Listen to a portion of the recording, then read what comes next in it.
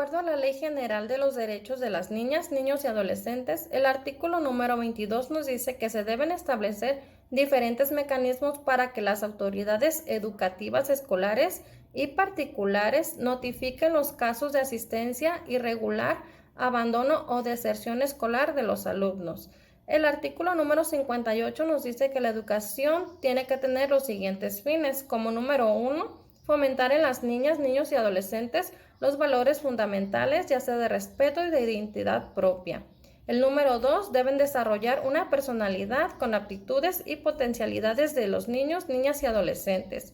El número 3, se debe inculcar a los niños, niñas y adolescentes sentimientos de identidad, pertenencia a su escuela, comunidad y nación.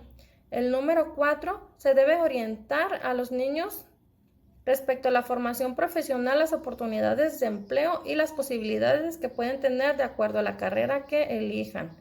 El número 5, se debe de apoyar a los niños, niñas y adolescentes que sean víctimas de algún maltrato en específico. Y el número 6, se debe de prevenir el delito y adicciones mediante el diseño y ejecución de diferentes programas. De acuerdo a la Ley General de los... El número 7 nos dice que se debe emprender en cooperación con quienes ejercen la patria potestad o tutela de los niños, niñas y adolescentes. El número 8 nos dice que se debe promover la educación sexual integral conforme a su edad. El número 9 nos dice que se debe promover el valor de la justicia, de la observancia de la ley y la igualdad de las personas. El número 10 nos dice que se deben difundir los derechos humanos de los niños, niñas y adolescentes. Todos deben saber sus derechos. El artículo número 59, las autoridades competentes deberán llevar a cabo acciones necesarias para propiciar condiciones idóneas para crear un ambiente libre de violencia.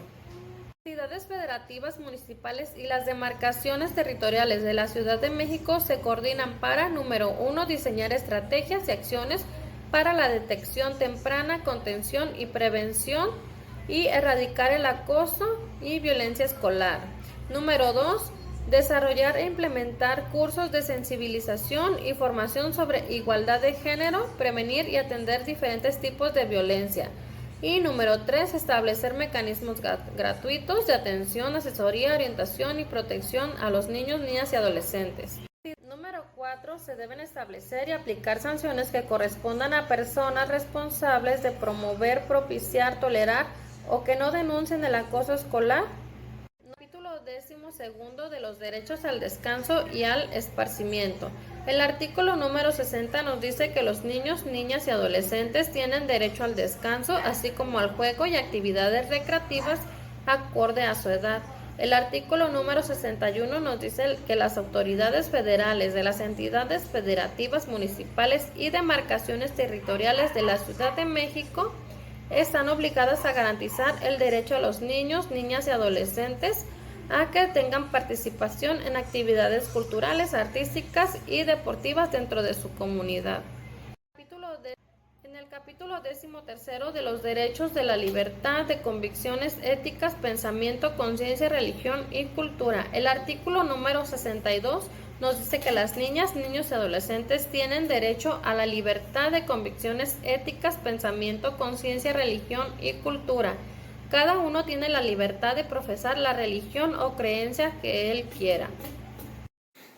Bueno, el artículo 56 nos dice que todo niño y adolescente que padezca de alguna discapacidad tiene el derecho a que se le dé un intérprete o que se le brinde los medios necesarios para que él pueda acceder a la información y de esa manera él la pueda entender.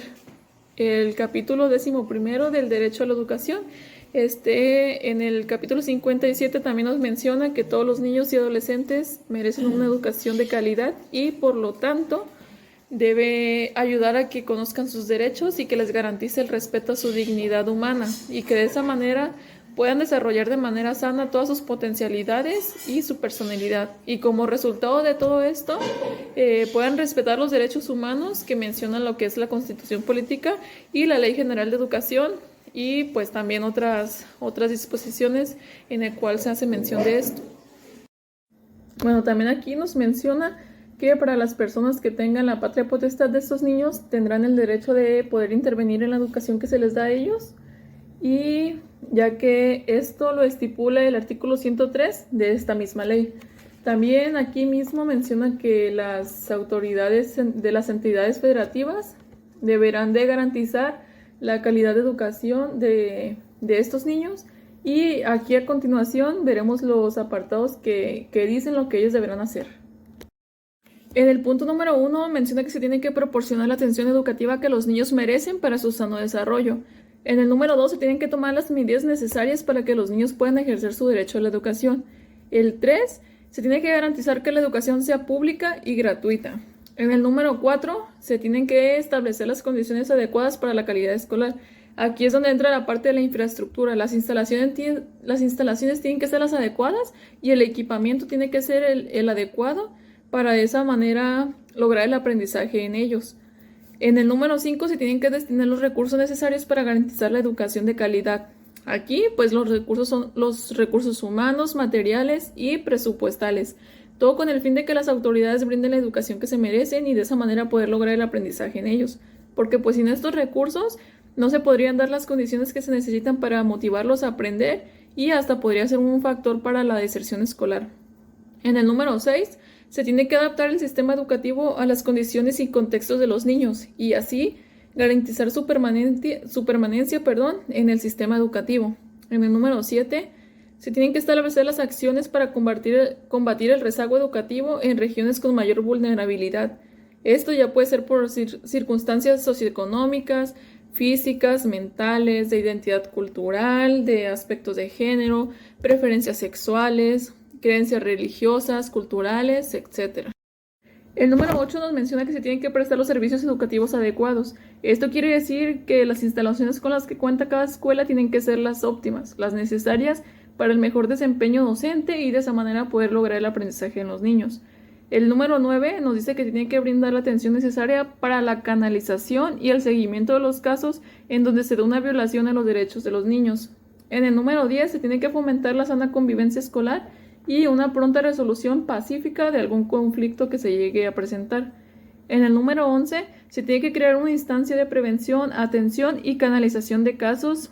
En este caso puede ser de maltrato, de daño, abuso o cualquier otro tipo de violencia. Esto es algún tipo de violencia que se dé hacia los niños.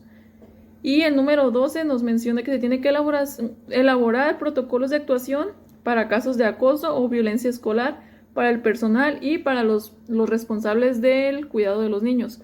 En el número 13 se tiene que garantizar el respeto al derecho de la educación y a la inclusión de niños y adolescentes con alguna discapacidad.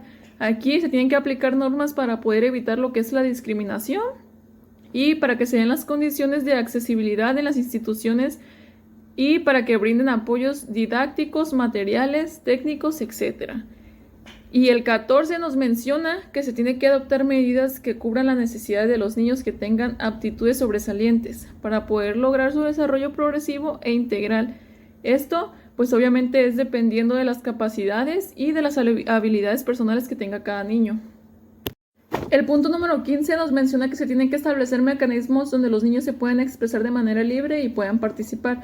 Pero obviamente estos mecanismos tienen que tomar en cuenta la edad, el desarrollo cognitivo y la madurez del niño. Esto para que puedan tomar en cuenta sus intereses dentro del ámbito escolar.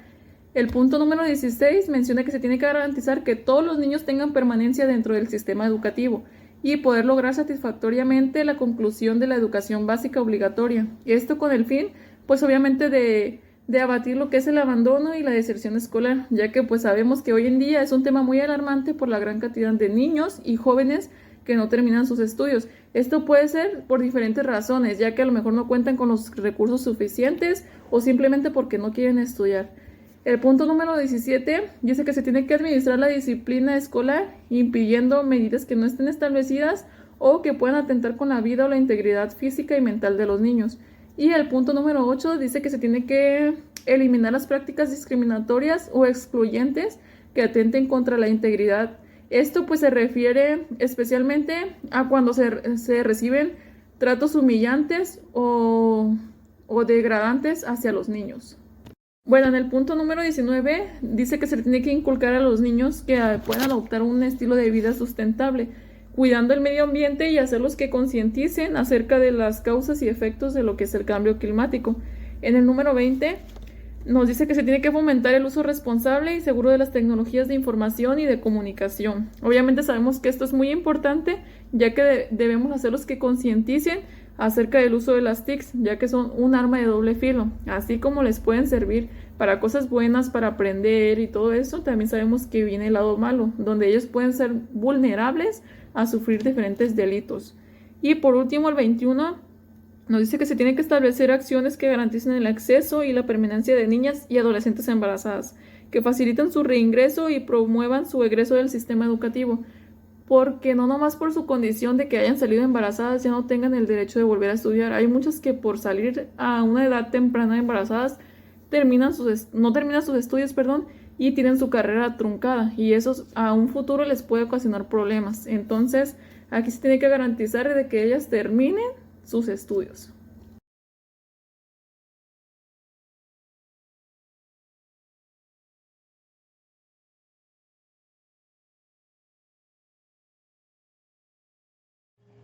La gestión escolar educativa estratégica es vista como un conjunto de procesos teóricos prácticos integrados horizontal y verticalmente dentro del sistema educativo para cumplir los mandatos sociales. En un saber de síntesis es capaz de ligar conocimientos y acción ética y eficacia política y administración en procesos que tienden al mejoramiento continuo de las prácticas educativas, a la exploración y explotación de todas las posibilidades y a la innovación permanente como proceso sistemático. En pocas palabras, puede entenderse como las acciones desarrolladas por los gestores que pilotean amplios espacios organizacionales, señalando que no es un nuevo nombre para la administración ni para la planificación, solo puede ser entendida como una nueva forma de comprender y conducir la organización escolar a medida en que se reconozca como uno de sus fundamentos el cálculo estratégico situacional y más aún solo en la medida en que éste presida y acompañe esa acción educativa de tal modo que en labor cotidiana de la enseñanza llegue a ser un proceso práctico generador de decisiones y comunicaciones específicas. La transformación en la que estamos inmersos nos impone transitar desde un presente modelo de la administración escolar muy enraizado en el pasado hacia un modelo presente lanzado hacia el futuro, aunque muchas veces parezca solo un deseo, la gestión educativa estratégica. A continuación les explicaré un poco más a detalle mediante un cuadro comparativo a través de 7 rasgos la transformación del modelo de administración escolar del pasado al modelo presente de gestión educativa estratégica. Como primer punto, pasamos de la baja presencia de lo pedagógico a la centralidad de lo pedagógico, del énfasis en las rutinas a obtener habilidades para tratar con lo complejo, de los trabajos aislados y fragmentados al trabajo en equipo, de las estructuras cerradas a la innovación, a la apertura al aprendizaje y a la innovación, de la autoridad impersonal y fiscalizadora al asesoramiento y orientación profesionalizantes, de las estructuras desacopladas a las culturas organizacionales cohesionadas por una visión del futuro y por último de las observaciones simplificadas y esquemáticas a las intervenciones sistemáticas y estratégicas. ¿Cuáles son las señas de identidad de la gestión educativa estratégica? La gestión educativa estratégica debe centrarse en lo pedagógico. Esto quiere decir que debe generar aprendizajes en el ámbito académico, social y cultural. Reconfiguración, nuevas competencias y profesionalización. Aceptar que la organización de las escuelas se ha vuelto una tarea compleja, como lo dice Serriets, implica una nueva manera de ver las cosas y de pensar.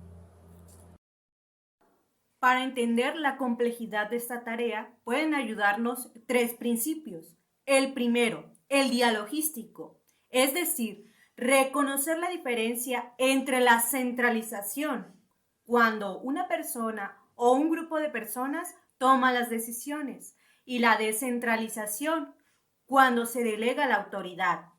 También necesitamos reconocer la diferencia entre la estabilidad y el movimiento, lo permanente y el cambio, el corto y largo plazo, la pirámide de delegación y la de subsidiariedad. Para entender el segundo principio, el de la recursividad, les propongo un ejemplo. El maestro enseña, pero también aprende de sus alumnos, de sus compañeros docentes. A su vez, el alumno aprende, pero también enseña a sus maestros y a sus compañeros. El tercer principio, el hologramático, nos enseña que la escuela no puede subsistir sin cada uno de sus miembros, porque cada actor educativo conforma la escuela. La reconfiguración de la escuela se dará cuando se experimente con estrategias innovadoras, se trabaje en equipo y se dé la posibilidad de la experiencia individual y colectiva. Para alentar el desarrollo de las escuelas es necesario contar con gestores con capacidad para generar proyectos compartidos, redes de alianza entre miembros con capacidad para liderar a otros actores. En las escuelas son necesarios gestores estratégicos con visión hacia el futuro, que reconozcan demandas sociales, que generen participación y acuerdos, con potencia para ordenar e interpretar el caos de datos e información a través de analogías. Trabajo en equipo. Valores como la obediencia y el acatamiento están dando paso a otros, a la creatividad, la participación activa, el aporte reflexivo, la flexibilidad, la invención, la capacidad de continuar aprendiendo. La escuela entendida como una comunidad de aprendizaje. La colaboración es la expresión de la cultura escolar que da a la institución una visión clara de hacia dónde se quiere ir y los principios educativos que se quieren promover. Los trabajos colaborativos facilitan la comprensión, la planificación, la acción y reflexión conjunta acerca de qué se quiere hacer y cómo. Los actores educativos deben de crear redes de trabajo en equipo para que puedan construir competencia profesional y educación para todos. Es importante considerar un cambio de valores característicos de la cultura escolar. Frente a una actitud defensiva, la apertura. Frente al aislamiento profesional, la comunidad. Frente al individualismo, la colaboración. Frente a la dependencia, la autonomía. Frente a la dirección externa, la autorregulación y la colaboración. Asesoramiento y orientación profesionalizantes. La gestión educativa estratégica busca experimentar con nuevas prácticas y medir la calidad de las acciones. Esto requerirá asumir que los adultos pueden continuar aprendiendo permanentemente, es decir, se debe ampliar los saberes y las competencias docentes, mucho más allá de las paredes del aula, a otros temas, espacios y entornos. Culturas organizacionales cuestionadas por una visión del futuro. Como primer punto, debemos tener claro que se tiene que identificar la problemática para trazar metas y posteriormente para definir objetivos. Bien, lo que quiere decir la cultura organizacional cuestionada quiere decir que determinado grupo de personas en una institución tienen que estar apegadas y trabajando en conjunto para lograr que se materialice un objetivo en la institución educativa. Bien, la gestión no preside nada más en controlar a los sujetos, sino más bien los impulsa a seguirse formando para tener capacidades y poder cumplir con alguna tarea de la gestión. Bien, no solamente se debe participar por participar, se debe asumir y tener sentido de responsabilidad y compromiso con la tarea que se le asigne o con la gestión. Una intervención sistémica y estratégica.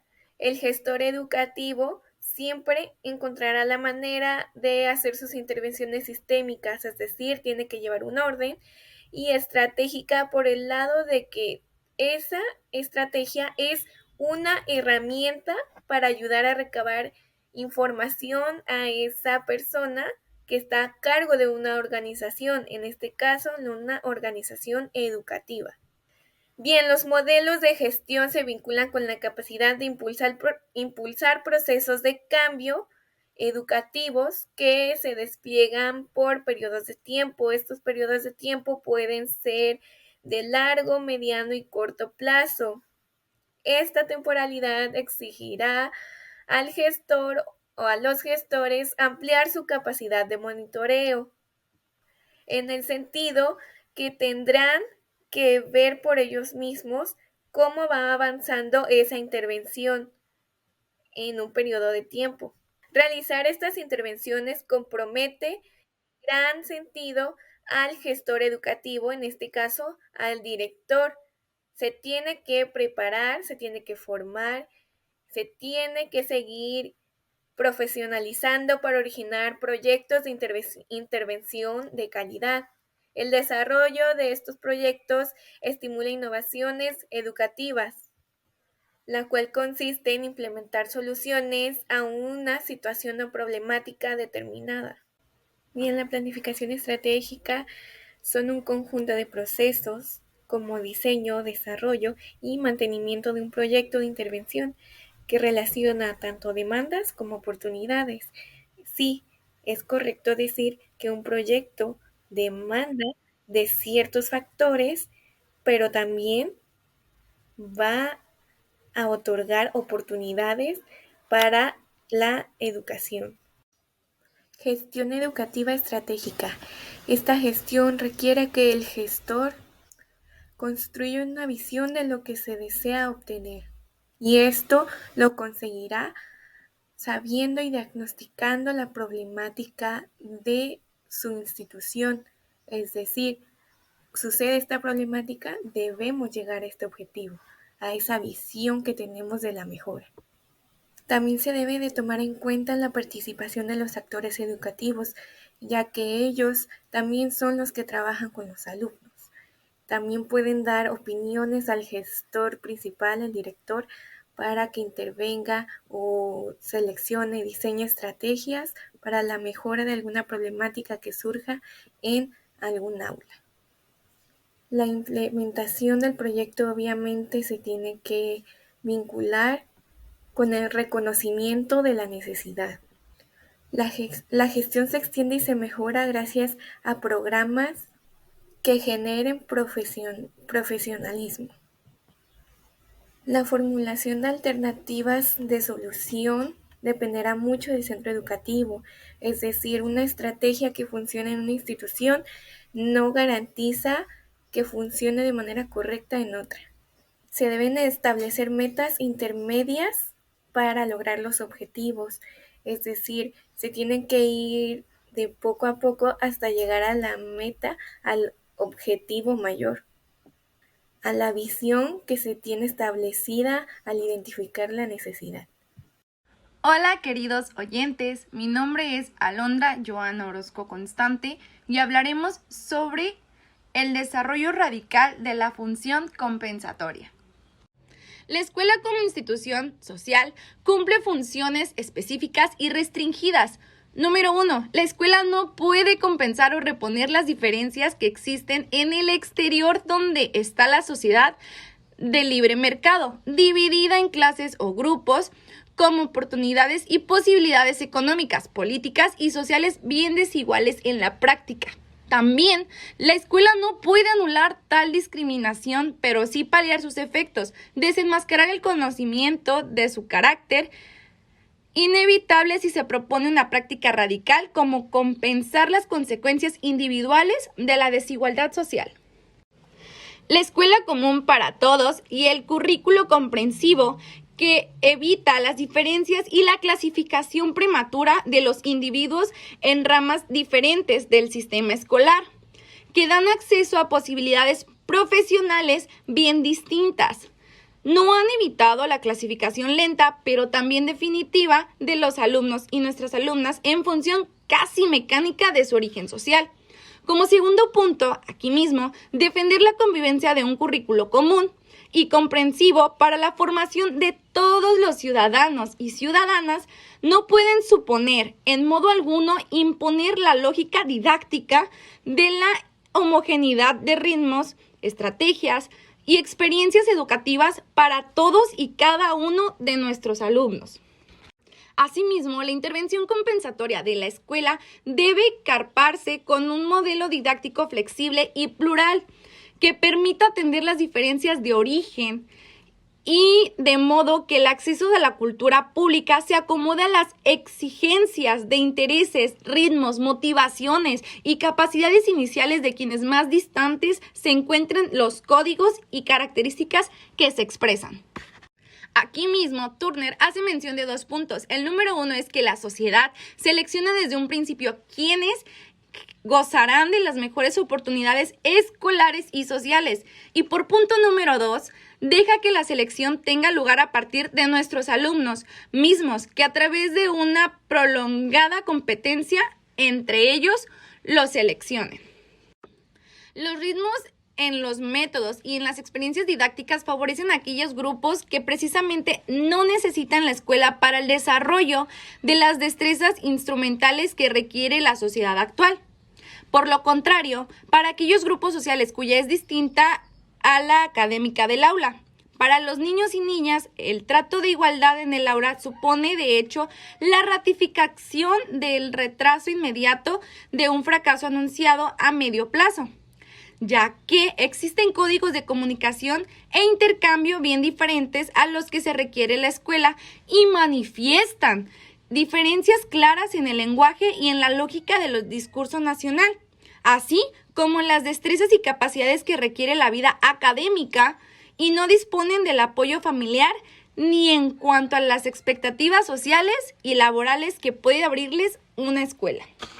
En cambio, si la escuela propone el desarrollo radical de la intervención compensatoria mediante el tratamiento pedagógico diversificado, tiene tiempo suficiente respetando ritmos de los individuos para organizar la función básica de los ciudadanos y el desarrollo de cognitivos, actitudinales y sobre todo de conducta. Aquí mismo, en componentes de la gestión educativa estratégica que les menciono de este lado, se puede identificar en 3 componentes esenciales y analíticamente distinguibles que operan interrelacionados y recíprocamente potencializados. ¿Por qué la gestión educativa implica y fomenta la integración de diversos saberes, prácticas y competencias? Y en todos los casos supone otros 3 componentes inseparables y fundamentales. En el pensamiento sistemático y estratégico, que es el último punto del cual yo les voy a hablar, el estratégico hace reflexión y observación de la naturaleza del emprendimiento a encarar. Entre comillas, el aspecto más sutil del pensamiento estratégico consiste en saber qué debe suceder. La gestión educativa construye acciones y comunicaciones necesarias para concretar una visión de futuro consensuada y compartida y unos objetivos de intervención parcial, el logro de prácticas de impacto y de calidad.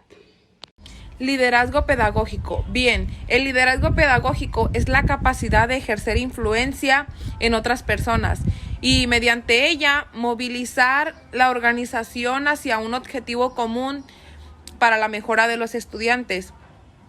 Se entiende por liderazgo a un conjunto de prácticas intencionadamente pedagógicas e innovadoras. La gestión requiere de prácticas de liderazgo para concertar, para acompañar, para comunicar, motivar y educar en la transformación educativa, tal como lo han venido avalando diversos estudios en las últimas décadas. La diversidad de prácticas buscan facilitar, animar, orientar y regular procesos complejos de delegación, negociación, cooperación y formación de los docentes, directivos y del más personal. Aprendizaje organizacional, como bien lo dice, es un proceso que permite mejorar las acciones de organización a través de nuevos conocimientos y capacidades. Habrá aprendizaje organizacional en la medida en que las organizaciones aumenten su espacio, de acción, es decir, que se amplíe el ámbito en el que puedan diseñar e intervenir para transformar y mejorar las prácticas y resultados. El aprendizaje organizacional supone que el resultado de un pensamiento estratégico que piensa las condiciones particulares como espacios de poder móviles a ser ampliados a través de la adquisición y desarrollo de nuevas competencias profesionales e interpersonales. El desempeño de los gestores educativos. La importancia de las prácticas que construyen nos condujo a describir cómo se desarrolla la gestión educativa. Clave de gestión educativa estratégica para la actualidad. Se espera que las prácticas de los gestores educativos como responsables del ámbito educativo territorial estén en condiciones de asegurar las siguientes funciones: analizar y sintetizar, anticipar y proyectar, concretar y asociar, decidir y desarrollar. Analizar y sintetizar. El equipo de gestión puede desarrollar una educación de calidad. Anticipar y proyectar. El gestor investiga las condiciones particulares de la realidad en la que trabaja para anticipar y predecir posibles desarrollos de acción. Concretar y negociar. Los procesos de negociación exigirán argumentaciones para la mejora de la calidad de la educación. Decidir y desarrollar. Toma de decisiones y asume las responsabilidades en organizaciones complejas. Finalmente, el gestor desarrolla funciones de evaluación en etapas intermedias y finales de diferentes programas y proyectos realizados. La gestión estratégica de la educación requiere de los siguientes puntos: un enfoque claro e interrelacionado, alta capacidad de concentración, disciplina para el aprendizaje profundo, confianza en sí mismo y saber aprender metaconocimientos.